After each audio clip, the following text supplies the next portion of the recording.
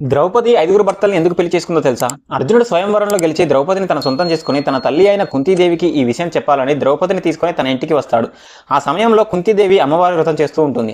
అర్జునుడు కుంతీదేవితో అమ్మ నేను ఏం తీసుకొచ్చానో చూడు అని చెప్తాడు. ఎప్పటిలాగే భోజనం తీసుకుని వచ్చి ఉంటాడని ఏది తీసుకొచ్చినా ఐదుగురు కలిసి పంచుకోండి అని చెప్తుంది. వెంటనే అర్జునుడు అమ్మ నేను తీసుకొచ్చింది ఆహారం కాదు, ఒకసారి ఇలా చూడు అని చెప్తాడు. అది చూసిన కుంతీదేవి అయ్యో పూజ చేసే టైంలో అమ్మవారు నాతో ఎందుకు ఇలా పలికించింది అని చాలా బాధపడుతుంది.